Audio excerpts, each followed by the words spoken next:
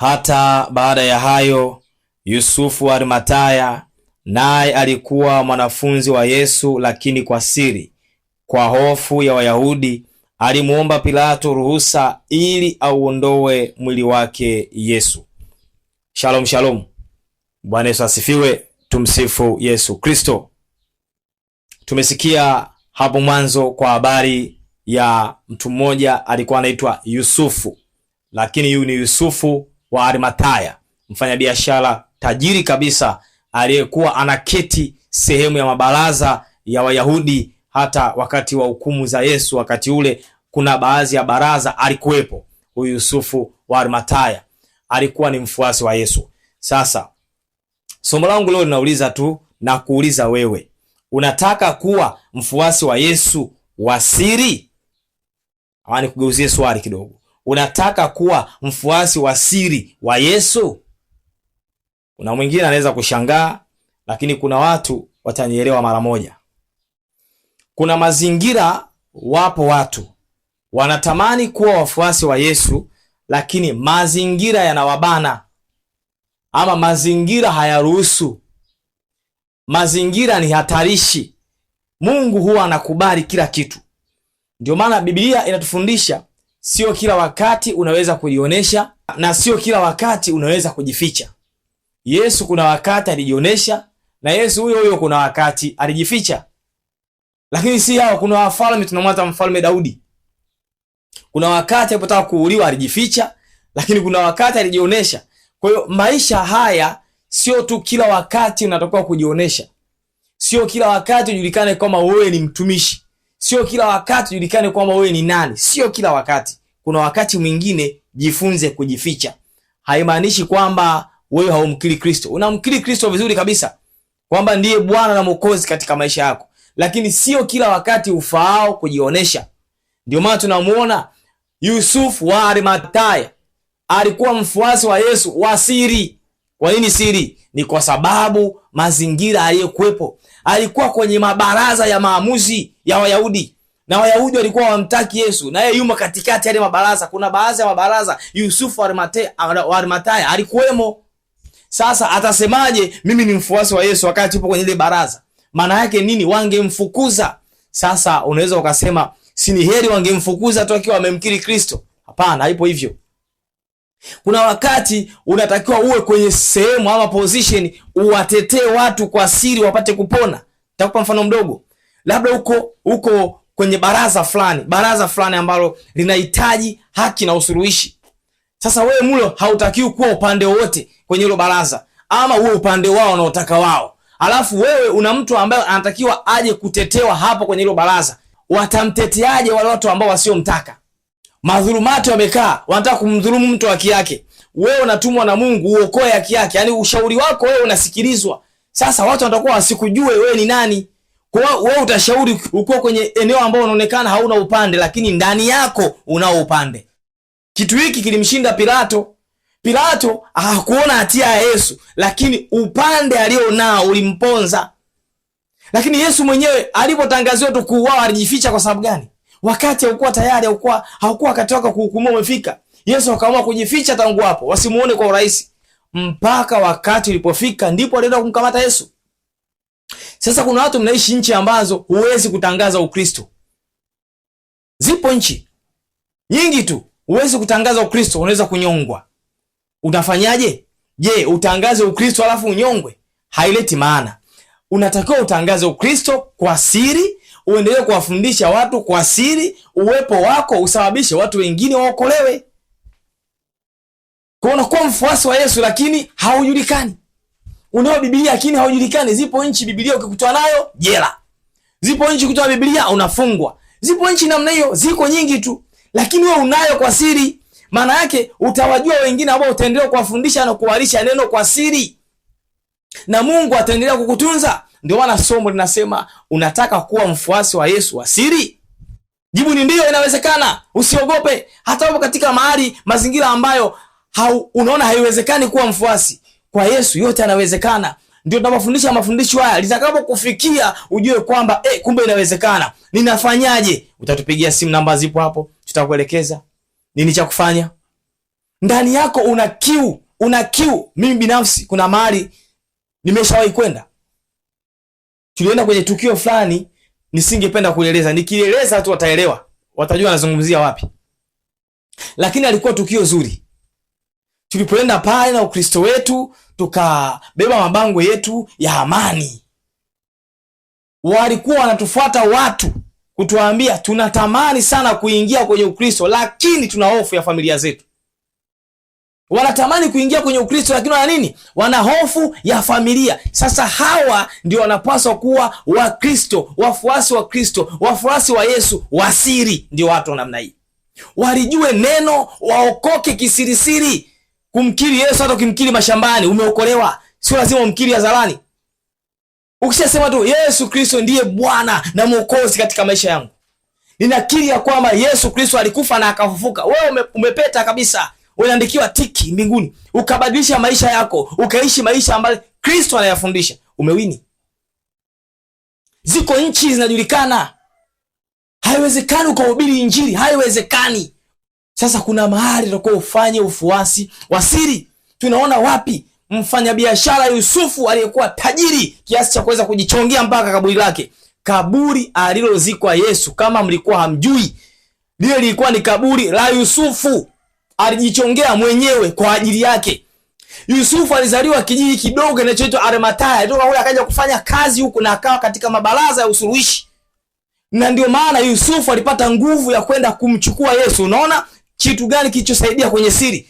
Usiri wa Yusufu, Pilato akakubali kumpa Yusufu ule mwili. Alikubali kwa sababu Yusufu alikuwa miongoni mwa wanaoketi kwenye yale mabaraza yale, na alikuwa ni kiongozi kati ya yale mabaraza ambayo Yesu alipitishwa. Kuna baraza moja ambalo Yusufu alikuwa anahusika, na alikataa Yesu asulubiwe, Yusufu wasijue kwamba ni mfuasi wa Yesu. Kwa taratibu zao wale Wayahudi, ikifika saa 12 jioni hakuna kwenda kumzika mtu. Yusufu akawahi haraka haraka akamfuata Pilato, bwana naomba unipatie mwili ule nikauzike. Pilato akakubali, Yusufu akaenda akauchukua mwili akauzika kwenye lile kaburi, akiwa mfuasi wa siri wa Yesu. Tumesoma hapa jamani, tumesoma kwenye Biblia hapa, inasema vizuri. Soma kitabu cha Mathayo sura ya 27 aya ya 57, inasema hivi: na palipokuwa jioni, akafika mtu tajiri wa Arimathaya, jina lake Yusufu, naye mwenyewe alikuwa mwanafunzi wa Yesu. Huyu Mathayo anasema alikuwa mwanafunzi wa Yesu. Ilipofika saa ngapi? Ilipofika jioni. Kwa nini jioni? Alikuwa anawahi ule muda wa kuzika usivuke, kwa sababu kwa sheria za kwao ukivuka muda yule Yesu angekaa msalabani pale, angeozea pale. Kwa hiyo walikuwa wanakimbizana, tutaenda kumzika wapi? Kaburi tutapata wapi? Na yule alipozikwa pale ilikuwa ni kifo ambacho ni cha aibu. Hakuna maandalizi ya kaburi, anafia pale, anaozea pale. Wakamuwahi. Ndio maana Yusufu akasema twende tukamzike kwenye kaburi ambalo nimechonga la kwangu. Fungua Biblia yako, soma kitabu cha Yohane sura ya 19 aya ya 38. Inasema nini? Aya ya 38 anasema hivi: hata baada ya hayo Yusufu wa Arimathaya, naye ni mwanafunzi wa Yesu, lakini wa siri. Nasema hapa lakini kwa siri, kwa hofu ya Wayahudi, alimuomba Pilato ruhusa ili auondoe mwili wake Yesu, na Pilato akampa ruhusa. Basi akaenda akaondoa mwili wake. Akaupeleka wapi? Kwenye kaburi lake. Alikuwa tajiri kweli na alikuwa mfuasi wa Yesu kwa siri. Ndio maana nimekuuliza swali, unataka kuwa mfuasi wa Yesu lakini kwa siri siri? Inawezekana uko mahali ambapo Ukristo unachukiwa na kwenye mabaraza yako, mabaraza ambao ukisema Ukristo tu anaweza kukufukuza siku hiyo hiyo, lakini unapaswa kuwepo ili akija Mkristo umtetee kwa namna nyingine, wasijue kwamba uko nao wewe. Hii ndio ambayo tunaiona hapa, na ndio umuhimu wa mfuasi wa Yesu wa siri. Kuna wafuasi wa Yesu ambao hawa ni kikosi cha siri, huwezi kuwajua. Wajui kwa mavazi, wajui kwa muonekano, wapo, lakini ni kikosi cha nani? Cha Yesu mwenyewe, na kinafanya kazi. Na ndivyo huduma inavyotakiwa iwe. Huduma lazima iwe katika mfumo wa namna hiyo. Kuna wale wataonekana kwenye majukwaa, kuna watu wataonekana kwenye maombi. Kuna wengine ndugu zangu wanaomba maombi hamjawahi kuwaona, na wanaombea vitu vikubwa, hawajulikani hata walipo, wako chimbo. Wao kazi yao ni kuomba tu kwa walipo. Yesu anawatambua wale pale, askari wangu wanafanya kazi. Kwa hiyo wewe uko mazingira ambayo unatamani, una kiu, Ni heri ukawa Mkristo wa siri, ukatafuta kumkiri Kristo kwa siri, ukaendelea kuwafundisha wengine kwa siri, na wengine wakabarikiwa. Ndio maana swali nauliza, unataka kuwa mfuasi wa Yesu wa siri? Inawezekana. Inawezekana kabisa. Kama uko kwenye mazingira hayo, inawezekana. Yako mazingira hayo, ziko nchi nyingi sana ambazo Ukristo ni tatizo. Ukisema mimi ni Mkristo, wewe ni kifo. Ukisema wewe ni Mkristo, maana yake unaweza kuhamishwa, unaweza kufungwa jela. Kwa hiyo ukiwa katika mazingira ya namna hiyo, nimekuletea somo hili linakuhusu wewe. Na kama si wewe ambaye ninakwambia hapa, ama unalisikia somo hili alafu na ndugu yako yuko kwenye hizo nchi ambazo unazijua, nimekwambia kama Asia, kuna baadhi, sio Asia yote. Kuna Asia na Wakristo, alafu kuna Asia haina Wakristo kabisa. Kule kuna upagani, unaweza ukatafuta namna ya kushia. Maana hata mafundisho kama haya yanakuwa yanakatazwa. Kwa hiyo uwe na mbinu ya kimikakati kabisa. Lakini inawezekana upo katika nchi ambayo uhuru wa kuabudu upo, ila familia yako ndio imejaa hapo. Familia yote hawaamini katika Ukristo. Wewe unataka kuwa Mkristo, anakuita Kristo kutafuta mafundisho kama haya kwa siri, na unaweza ukahudumiwa kwa siri, unaweza ukapata wokovu kwa siri, unaweza ukapata neema kwa siri. Huyo ndiye Bwana wa mabwana, huyo ndiye Bwana wa vita, huyo ndiye Bwana wa majeshi, Simba wa Yuda, hakuna anachoshindwa. Kwa hiyo usije ukatamani kuokoka ukajiuliza nafanyaje? Natamani kuokolewa, natamani kubatizwa, nifanyeje? Hilo limekwisha. Kwa somo hili utakuwa umeelewa vizuri sana kwamba unaweza ukawa mfuasi wa siri wa Yesu na ukapata mafundisho, nasi tukakusaidia kwa namna ya siri hiyo hiyo, ukaendelea kukua mpaka pale ukiona unaweza ukasimama mwenyewe sasa ukasema mimi ni Mkristo, hakuna shida. Unaweza ukanyuka ukasema. Lakini pia ukiona ni shida, utaendelea kuwa mfuasi wa siri wa Yesu kama vile alivyofanya Yusufu wa Arimathaya. Alikuwa mfuasi wa siri mpaka Yesu anakufa. Kwa hata walioandika haya waligundua kama huyu alikuwa mfuasi wa Yesu, ndio maana aliyafanya haya. Na Biblia inakiri kabisa kwamba Yusufu wa Arimathaya alikuwa mfuasi wa Yesu wa siri. Shalom, shalom. Mungu akubariki sana kwa kuwa unaendelea kufuatilia mafundisho haya. Neema ya Bwana wetu Yesu Kristo na iwe juu yako kwa kutenga muda huu kwa kufuatilia mafundisho haya. Mungu akubariki kwa kweli, kwa sababu watu wengi wako busy na mambo mengine ya kidunia. Wako busy na mambo yao binafsi. Dunia inakwenda kasi kweli kweli, na kuna watu wanakwenda na hiyo kasi ya dunia. Wanausahau wokovu, wanasahau neno la Mungu, wanasahau kumtafuta Mungu, wanasahau kujilinda katika maisha yao, wanasahau kukemea dhambi, wanasahau kuacha uovu, wanasahau mafundisho yanaweza kuwabariki kuona ufalme wa mbinguni. Wanayasahau yote, wanayafuata yale ya duniani, wanafuata tamaa za duniani. Kwa hiyo wewe ambaye unatenga muda wako kufuatilia mafundisho, kwa kweli Mungu akubariki. Endelea kualika na wengine waendelee kufuatilia mafundisho yetu haya kutoka katika channel ya Mikono ya Kristo. Tunasema Mikono ya Kristo kwa neno la maarifa. Tunafundisha maarifa, tunafundisha elimu ambayo itakusaidia kulijua neno la Mungu, kuyaishi maisha yale ambayo yanampendeza Mungu siku zote na wakati wote mpaka pale mwisho wako utakapokuwa umefika. Endelea kushare mafundisho yako wengine kadiri uwezavyo. Tuma linki kwa wengine waliopo nje ya nchi, watumie linki. Wanahitaji msaada mbalimbali, watumie linki. Wape namba za simu kama unawajua wengine sio rahisi kuwafikia, lakini leo unaweza kuwafikia kwa simu yako. Unaweza ukawa sehemu ambapo smartphone hakuna, ndugu zako wana simu za kawaida ambazo hawezi kupata mafundisho kama haya. Waoneshe mafundisho haya, watakwenda tabarikiwa. Wanakiwa neno la Mungu, hawajui atalipataje, waoneshe mafundisho haya na Mungu atakubariki. Endelea kufuatilia mafundisho kupitia mitandao ya kijamii, Instagram, Facebook, TikTok.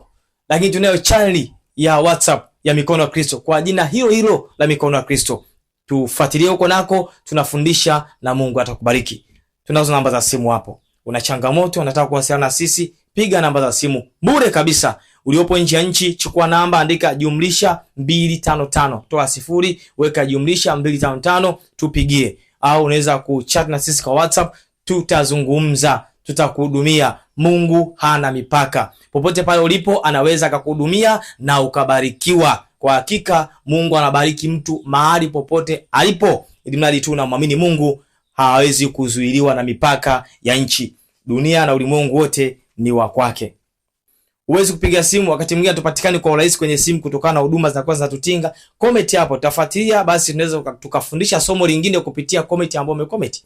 Na Mungu atakubariki sana. Ulikuwa na mimi mtumishi wa Mungu Norbert Simoni Mpunga, hadi wakati mwingine. Bye bye.